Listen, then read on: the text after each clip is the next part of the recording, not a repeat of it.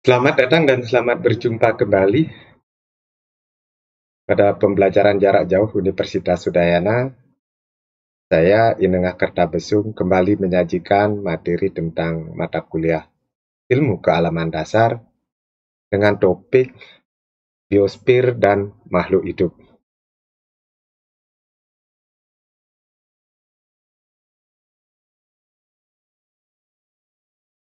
Kita awali dengan pengertian biosfer. Apa itu biosfer?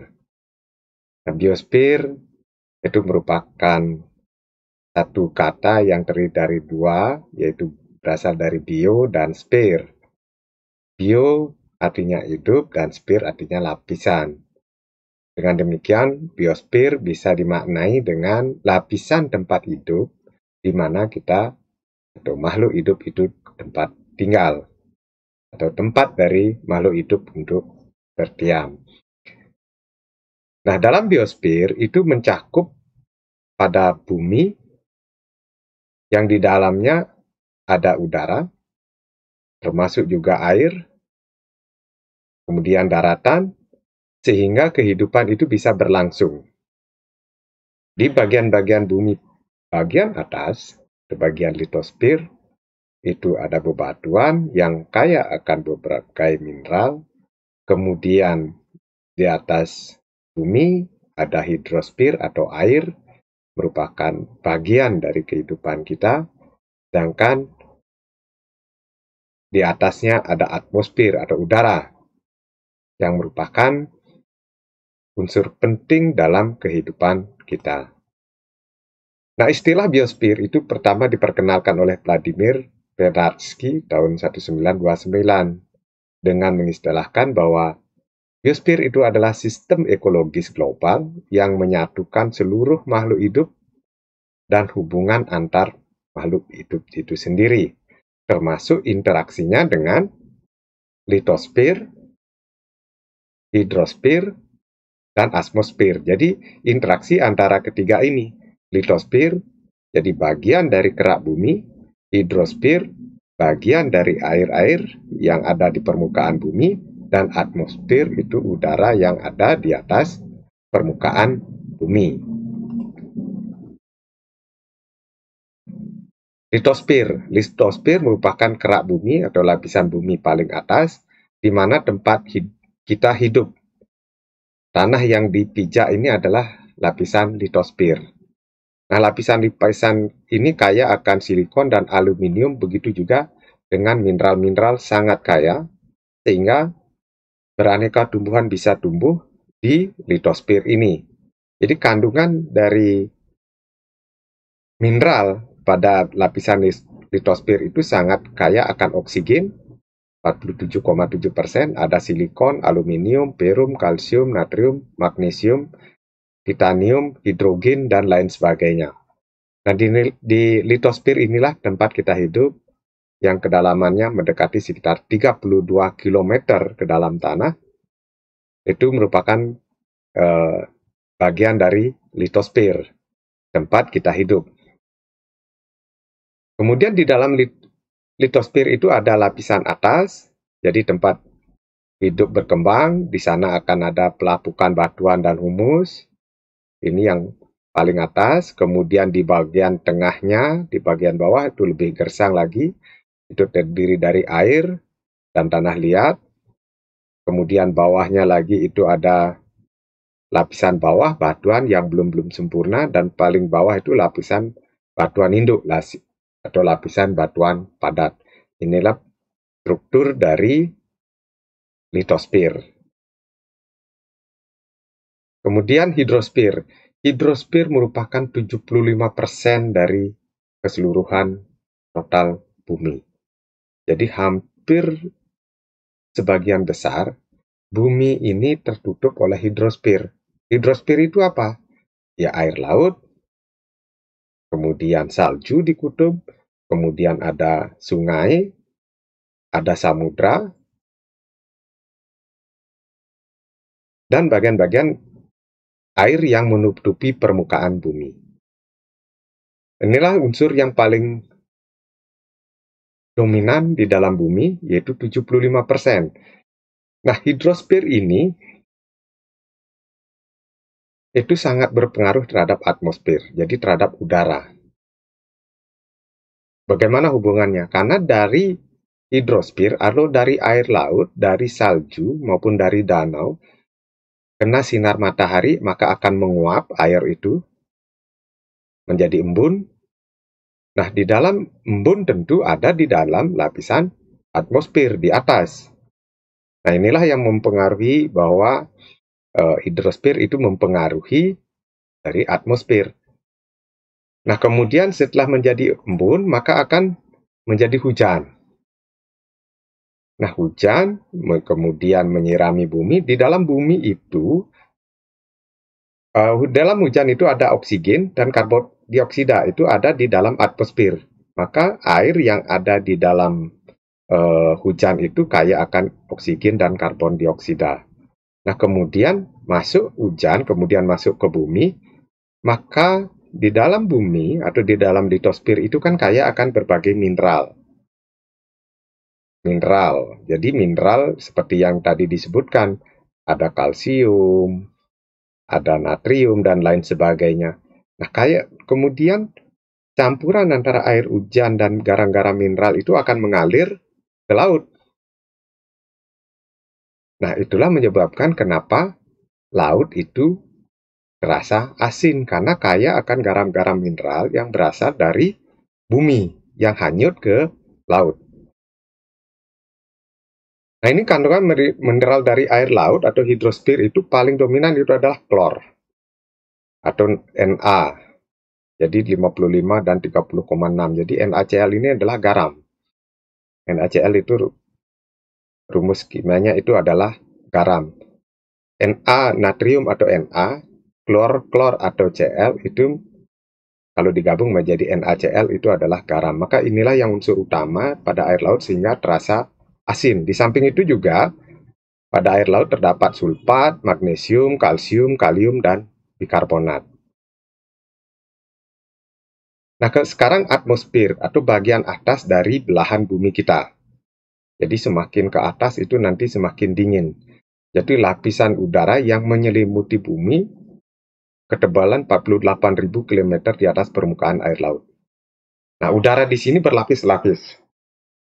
Ada berbagai lapisan di dalam udara ini yang kandungannya tentu sangat berbeda dari tiap-tiap lapis ini.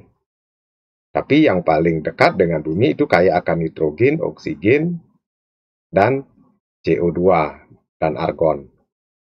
Ini di bagian troposfer. Semakin naik stratosfer, mesosfer, dan lain sebagainya, maka akan semakin berkurang. Nah, di dalam troposfer itu banyak terdapat embun. Seperti tadi, banyak embun. Semakin tinggi tentu jenis embunnya akan berbeda-beda. Kemudian stratosfer itu, lapisan yang di atasnya stratosfer itu adalah lapisan ozon. Disinilah terjadi perlindungan terhadap bumi karena lapisan ozon yang ada di stratosfer itu akan melindungi bumi dari sinar ultraviolet yang berasal dari matahari. Nah, ketebalan ozon itu sangat berpengaruh terhadap pantulan dari sinar ultraviolet. Kalau sinar ozon itu rusak atau berkurang, tentu maka ultraviolet akan tembus ke bumi dan itu akan berdampak buruk pada kehidupan di bumi. Ionosfer, karena namanya dengan ionosfer maka atau mesosfer, maka di sini adalah daya listrik yang tinggi di ionosfer atau mesosfer.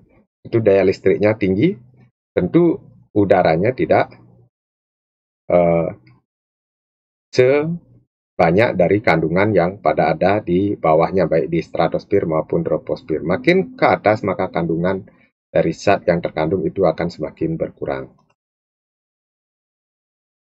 Nah, sekarang makhluk hidup.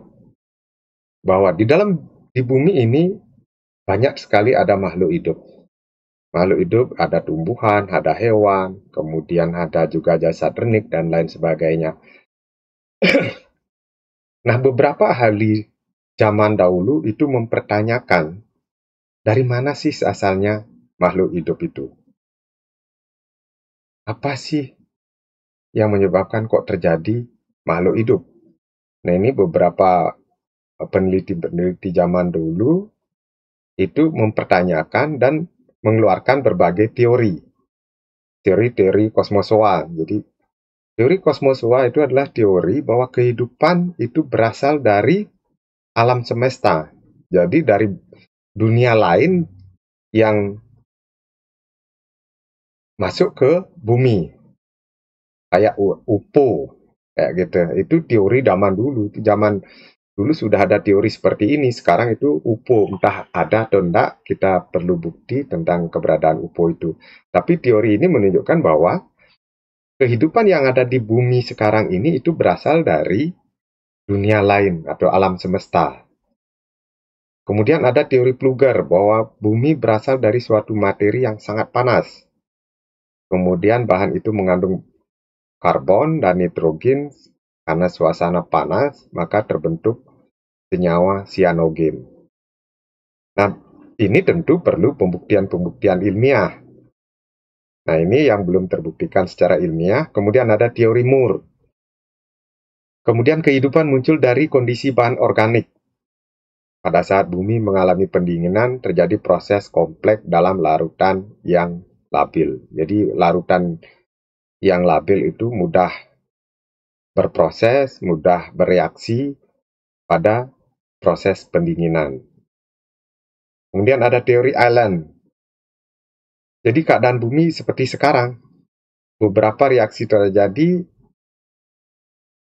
akibat energi yang datang dari sinar matahari, kemudian diserap oleh zat besi yang lembab dan menimbulkan pengaturan atom dari materi-materi sehingga menimbulkan kehidupan. Jadi kondisi bumi tidak seperti ramalan yang lain karena ada aliran listrik, kemudian ada panas, tapi teori Allen itu bahwa bumi itu seperti sekarang, tetapi karena ada reaksi dari sinar matahari, maka terserap oleh besi, lama-lama akan menimbulkan kehidupan. Kemudian ada juga teori transcendental. Nah, teori ini adalah teori religi, teori ketuhanan, bahwa makhluk hidup ini diciptakan oleh Tuhan. Nah, kemudian karena ciptaan Tuhan itu di luar jangkauan sains, jadi ilmu pengetahuan tidak bisa menjangkau itu. Nah, kalau sudah Tuhan, ya kita tidak bisa mempertanyakan lagi. Nah, ini teori transcendental. Kemudian juga ada teori naturalistik, kemudian evolusi organik atau neobiogenesis, oportunistik, kehidupan melalui proses evolusi kimia dan evolusi biologi dengan konsep biologi modern.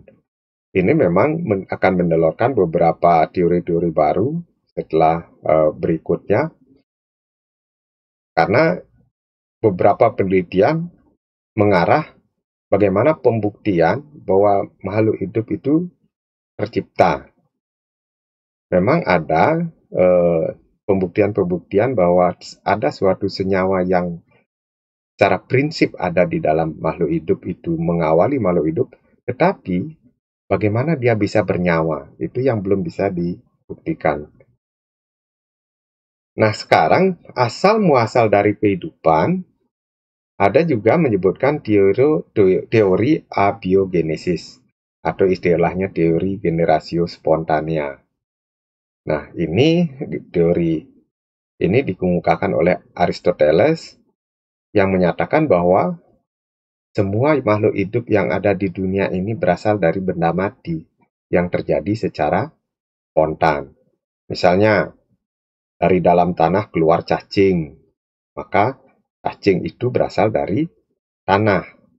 Kemudian dari dalam lumpur keluar katak, maka katak berasal dari lumpur.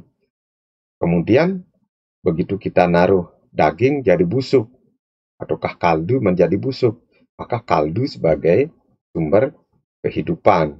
Jadi dari benda mati sehingga menjadi hidup. Nah, itu yang juga didukung oleh John Needham. Nah, John Needham ini membuktikan bahwa dia membuktikan dari air kaldu disimpan dalam beberapa hari menjadi keruh. Nah, dia berpendapat bahwa air kaldu yang keruh itu ada kehidupan. Jadi, kaldu yang merupakan benda mati bisa menciptakan kehidupan. Nah, teori ini ditentang oleh beberapa ahli setelahnya, yaitu yang dikenal dengan teori biogenesis. Jadi, makhluk hidup berasal dari makhluk hidup, tidak mungkin berasal dari benda mati. Nah, para ahli yang membuktikan pada saat itu, yang mendukung dari teori biogenesis itu adalah Francisco Redi, Lazarus Spallanzani, dan Louis Pasteur. Ketiga orang ini, ketiga ahli ini membuktikan dengan teori modern atau dengan pembuktian modern. Nah, seperti ini. Francisco Redi, dia membuktikan bahwa Francisco Redi ini menaruh kaldu di dalam 2 toples, ada yang terbuka, kemudian ada yang tertutup. Nah, yang terbuka dipenuhi oleh larva. Maka dia beranggapan bahwa larva itu datang dari luar. Karena kemudian di tempat yang wadah yang tertutup kasa itu berkurang, tapi busuk dia. Kemudian yang tertutup, di dalam kaldu yang tertutup, maka tidak ada tanda-tanda kehidupan, tidak ada larva. Nah, dengan demikian dia beranggapan, Francisco Redi itu adalah bahwa makhluk hidup itu berasal dari makhluk hidup.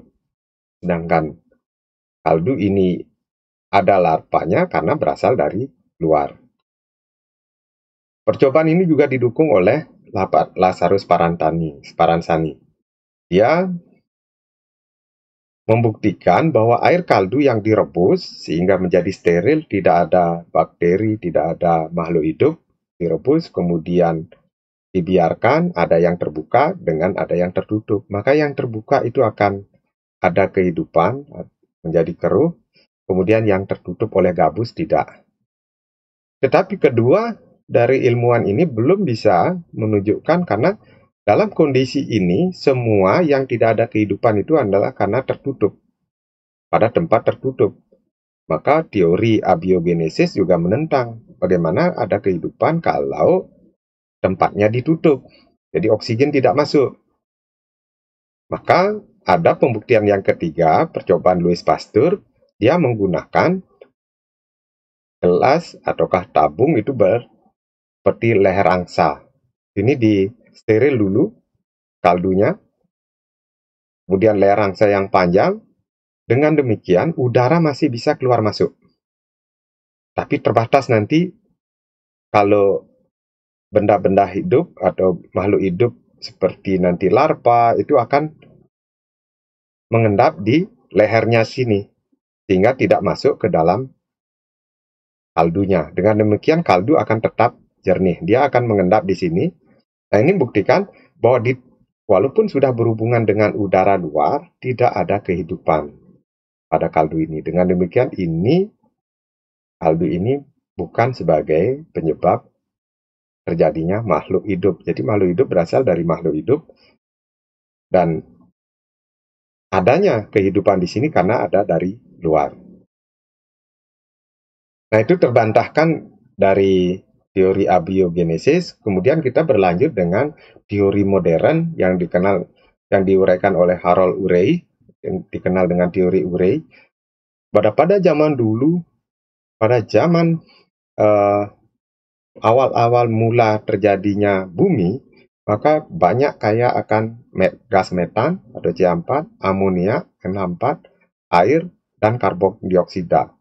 Nah, pada saat itu juga terjadi energi petir dan sinar kosmis yang terus-menerus, sehingga terjadi reaksi di antara keempat ini, antara metana, amonia, air, dan karbon, sehingga menghasilkan unsur kehidupan.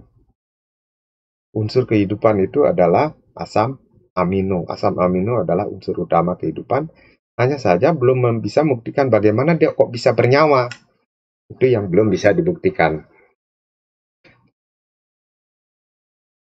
Kemudian Sandy Milner dan Alexander Ivanovich Oparin juga mendapatkan hal yang sama karena proses dari teori Urey itu jangka waktunya yang lama, maka proses nanti reaksi kimia, reaksi biologi akan terjadi terus-menerus secara bertahap, maka lama-lama akan muncul kehidupan. Dengan demikian, Sandy Miller ini mengatakan bahwa kehidupan tidak terbentuk secara tiba-tiba, tetapi secara bertahap dari senyawa yang tidak hidup. Jadi bertahap selama bertahun-tahun.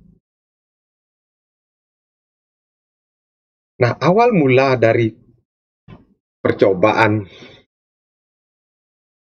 dari Stanley Miller dan Harold Urey itu adalah asam amino, atau nanti akan berubah menjadi asam nukleat atau DNA ataukah RNA. Nah, kalau itu benar, maka makhluk hidup yang pertama itu adalah dikenal dengan paling sederhana, itu adalah prokariotik. Di sini makhluk hidup yang kuno yang masih sederhana. Contohnya itu virus dan bakteri. Sekarang prokariotik masih tetap ada dan menimbulkan masalah, yaitu COVID-19. Itu penyebabnya adalah virus. Itu adalah prokariotik. Dia tidak sempurna selnya. Tidak sempurna. Bahkan kalau virus tidak bisa hidup secara sendiri-sendiri, harus menumpang pada makhluk hidup yang lain. Dia tidak bisa bereaksi kimia sendiri atau menghasilkan zat makanan sendiri ataukah mengambil zat makanan sendiri. Dia mengambil makanan dari hewan, tumbuhan, atau manusia yang ditumpanginya. Kalau keluar dari makhluk hidup, dia akan mati. Nah, makanya pada pencegahan COVID, itu tetap disarankan memakai masker, karena virusnya itu selalu ada nanti di tempat kita dan tidak menyebari orang lain. Nah, itulah prokariotik. Kemudian dari prokariotik akan menyebar menjadi ataukah berkembang menjadi fotoautotrof. Jadi tingkatannya lebih tinggi.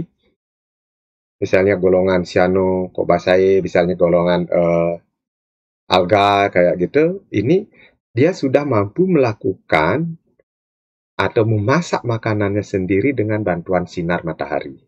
Tumbuh-tumbuhan juga ya, tingkat rendah seperti lumut kayak itu fotoautotrof dia sudah mampu, tapi masih sel tunggal, masih satu sel. Nah, kemudian akan berkembang menjadi eukariotik. Inilah nanti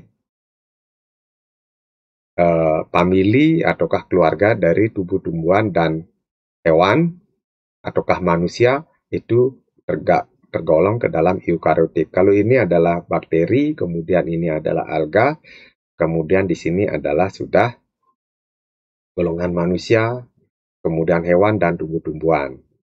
Nah, ini ada eukariotik itu yang paling sederhana ada Paleozoik, itu golongan moluska yang sampai sekarang masih ada. Kemudian yang lebih tinggi tingkatannya, kemudian reptil, Mesozoik, kemudian yang terakhir adalah Cenozoik, itu mamalia termasuk juga manusia. Nah, ciri-ciri dari makhluk hidup, apa itu makhluk hidup? Makhluk hidup, apa itu hidup? Nah, kalau kita mengatakan itu hidup, harus mempunyai ciri-ciri sebagai berikut. Yang pertama, ciri yang utama adalah bernapas. Setiap makhluk hidup pasti bernapas. Pasti mengambil udara dari luar, kemudian melepaskannya kembali. Dia mengambil oksigen dari udara, kemudian dia melepaskan dalam bentuk CO2. Itu pada manusia. Harus bernapas. Kalau tidak bernapas, mati. Maka tanda-tanda orang yang meninggal itu adalah tidak bernapas. Karena ciri makhluk hidup itu harus bernapas. Kemudian yang kedua, bergerak. Setiap yang hidup pasti bergerak. Berpindah dari satu yang lain. Kemudian bisa berjalan dan lain sebagainya. Tetapi pergerakan itu tidak mutlak. Ini syarat ciri yang kedua, itu tidak mutlak, hanya bergerak pada golongan hewan. Tapi kalau pada tumbuhan, tidak mampu bergerak, dia tetap diam, tapi bereaksi mau. Bereaksi terhadap rangsangan itu ada nanti mau.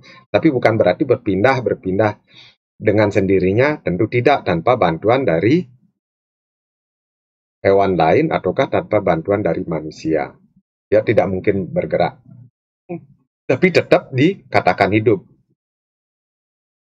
Kemudian yang ketiga makan. Hampir semua makhluk hidup bisa bertahan hidup karena makan. Dia harus mendapat asupan makanan untuk hidup. Nah, makan itu bisa digunakan untuk berkembang, ataukah untuk bertelur, ataukah untuk bergerak, untuk menghasilkan energi, dan lain sebagainya.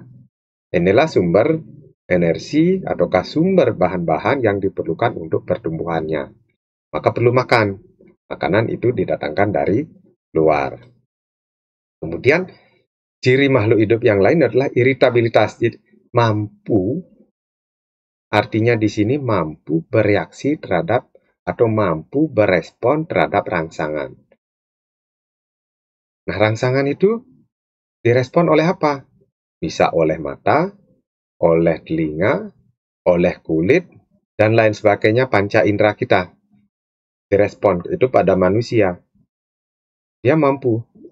Tumbuhan pun juga mampu berespon terhadap rangsangan, tetapi secara terbatas. Misalnya, kalau kita menutup di atas pohon itu kita tutup, maka tentu pohon itu akan mengalihkan ke tempat lain agar dia memperoleh sinar. Nah, itu artinya mampu berespon terhadap rangsangan.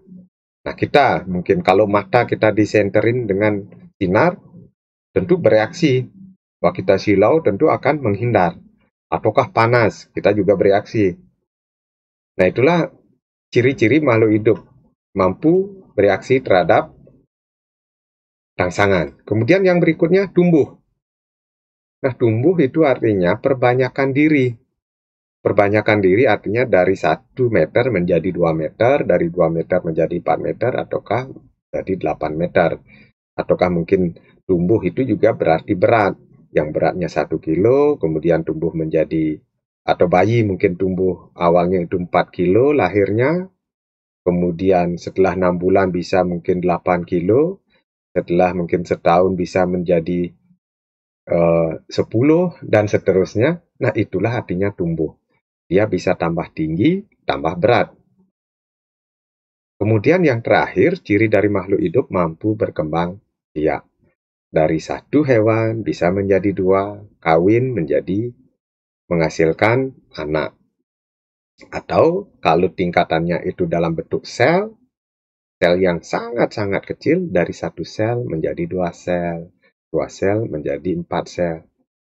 Nah, itulah nanti berkembang biak pada tingkat rendah, yang 1 sel seperti tadi itu protista ataukah prokariota, yang 1 sel, maka dia bisa tumbuh memperbanyak diri dari 1 sel menjadi 2, 4, 8, dan seterusnya. Kelipatan 2, karena dia membelah diri. Dari 1 sel menjadi 2 sel, dari 2 sel menjadi 4. Nah, itulah artinya berkembang biak. Jadi beda antara dengan tumbuh. Tumbuh itu lebih cenderung ke tambah tinggi dan tambah berat, tapi kalau berkembang biak itu adalah menghasilkan individu yang baru. Nah, makhluk hidup itu tersebar di alam. Hampir semua dari permukaan bumi itu ada flora dan faunanya. Hampir semua. Hanya pada daerah-daerah tertentu yang tidak memungkinkan untuk tumbuh, baru tidak ada flora dan fauna. Seperti di ketinggian di atas gunung Himalaya kayak gitu, mungkin tidak ada flora faunanya di sana, kemungkinan. Nah, itu karena kenapa persebaran makhluk hidup menyebar ke seluruh dunia? Itu faktornya pertama itu adalah karena klimatologi, iklim. Iklim itu dipengaruhi oleh suhu. Jadi tumbuhan maupun hewan itu sangat tergantung dari suhu untuk tempat hidupnya. Suhu bagi makhluk hidup itu berbeda-beda. Bagi manusia mungkin normalnya senangnya di suhu 26 ataukah 25, tapi orang Eropa mungkin lebih senang dengan suhu dingin karena kebiasaannya. Tapi orang di daerah tropis mungkin lebih senang yang sekitaran 25, 26, atau udah 27. Begitu juga dengan kelembaban.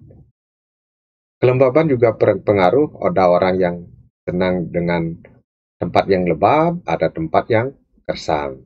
Inilah yang menyebabkan terjadi persebaran, baik flora maupun fauna. Begitu juga dengan tumbuh-tumbuhan. Jadi ada tumbuh-tumbuhan yang memang khusus untuk daerah kering atau daerah panas, ada yang tumbuhan yang untuk daerah yang lembab. Nah, inilah faktor iklim menyebabkan flora dan fauna itu mengalami penyebaran. Kemudian yang kedua, letak geografis. Itu juga mempengaruhi penyebaran flora dan fauna. Tentu nanti letak geografis itu ada yang dekat dengan garis khatulistiwa yang suhunya panas, kemudian ada yang subtropis mungkin sekitaran Jepang, daerah negara Jepang, ataukah mungkin Korea, Cina, ataukah mungkin yang letak geografisnya di tempat-tempat yang dingin, seperti di Eropa. Tentu itu sesuai dengan karakteristik dari geografisnya, tumbuh-tumbuhannya juga yang tersebar di sana juga berbeda. Nah, hal-hal lain yang berpengaruh terhadap persebaran flora dan fauna itu adalah kesuburan tanah. Ya, tentu tanah yang subur akan menyebabkan banyak fauna yang ataukah flora di sana. Begitu juga eh, hewannya juga tergantung. Kalau tanahnya subur, jadi banyak makanan, otomatis banyak hewan berkembang di daerah itu. Persebaran juga dipengaruhi oleh adaptasi. Seberapa besar flora dan fauna itu mampu beradaptasi terhadap lingkungannya. Kadang-kadang ada lingkungan yang ekstrim, dia tidak mampu beradaptasi, otomatis dia tidak bisa hidup. Kemudian persebaran juga dipengaruhi oleh seleksi alam. Nah, ini sangat jelas biasanya pada eh, hewan-hewan yang ada di alam. Dia saling memakan, saling memakan satu sama lain, itulah seleksi alam. Yang tidak mampu bertahan, dia akan mati. Kemudian juga dipengaruhi persebaran itu oleh makanan. Makanan sangat berpengaruh, baik pada tumbuhan maupun pada hewan. Dan terakhir, persebaran itu juga disebabkan oleh ulah manusia. Misalnya pada zaman penjajahan, di Indonesia tidak ada kopi, kemudian penjajah membawa bibit kopi ke Indonesia. Ada kopi Arabica. Itu artinya kan karena ulah manusia, itu maka flora dan fauna itu tersebar di Indonesia. Atau bisa menyebabkan penyebaran flora dan fauna di bumi ini. Nah, persebaran flora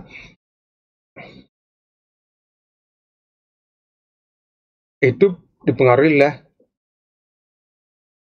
tumbuhan apa yang ada pada persebaran flora. Juga ada di sini adalah hutan hujan tropis. Nah, kalau di hujan tropis itu tentu berbeda nanti karakteristik tumbuh-tumbuhannya dibandingkan dengan hutan yang di daerah lain atau di daerah dingin tentu beda, atau di daerah tundra juga berbeda. Kemudian ada hutan gugur. Kalau hutan hujan tropis itu kebanyakan hutan-hutan yang ada di panjang garis khatulistiwa.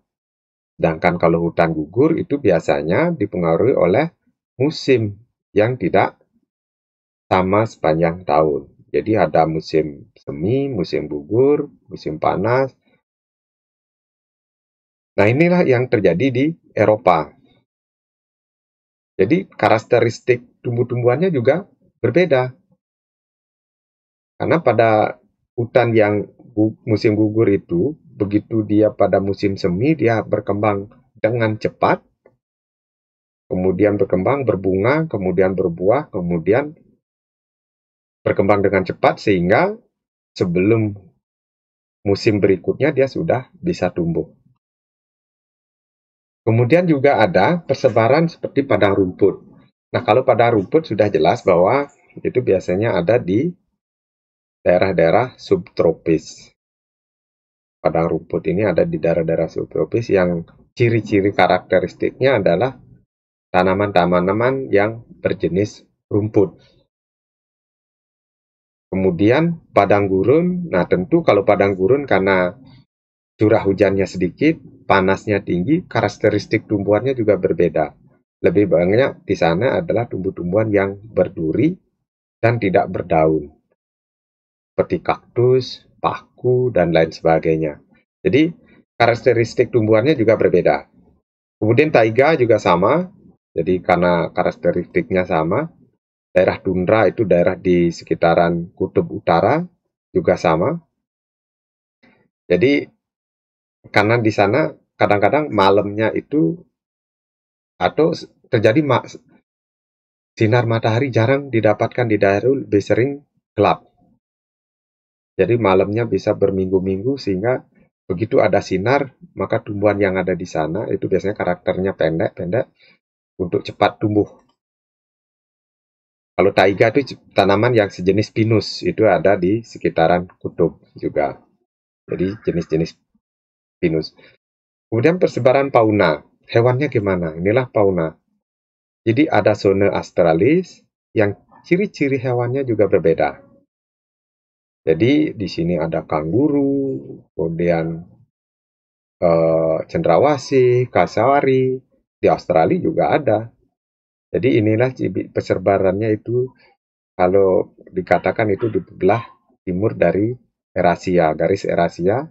Jadi yang meliputi Sulawesi, Maluku, Papua sampai dengan Australia itu karakteristik dari eh, faunanya itu zona australis. Jadi ada kemiripan kanguru di Papua juga ada kanguru. Kemudian ada zona Etiopian. Jadi karakteristiknya itu di sini ada di sekitaran Afrika, kemudian juga Asia Barat. Jadi karakteristik nanti hewannya itu ya seperti jerapah, kemudian zebra, dan lain sebagainya. Itulah karakteristik dari zona Etiopian. Kemudian ada yang zona Nearktik yang ada di AS, tentu karakternya ada bison seperti di AS itu. Kemudian di Meksiko juga berbeda, ada zona neotropik. Kemudian, nah di Asia, Asia Selatan, ini khususnya Sumatera, Kalimantan, Jawa, kemudian Malaysia, ataukah Filipina itu termasuk dalam Oriental, termasuk dalam Asia Selatan. Tentu karakteristiknya eh, hewannya itu berbeda dibandingkan dengan yang paling dekat itu antara Kalimantan dengan Sulawesi, tentu akan berbeda. Kemudian zona Palearktik itu di Eropa. Ya di Eropa itu mungkin ya sejenis. Termasuk juga dataran Cina termasuk juga Palearktik. Di sini ada panda, kemudian ada beruang kutub dan lain sebagainya. Itu karakteristik dari zona Palearktik. Itu yang dapat kami sampaikan. Semoga bermanfaat dan jika masih tertarik dengan materi ilmu kealaman dasar yang lain bisa melihat dari materi-materi yang kami sudah sajikan sebelumnya. Terima kasih.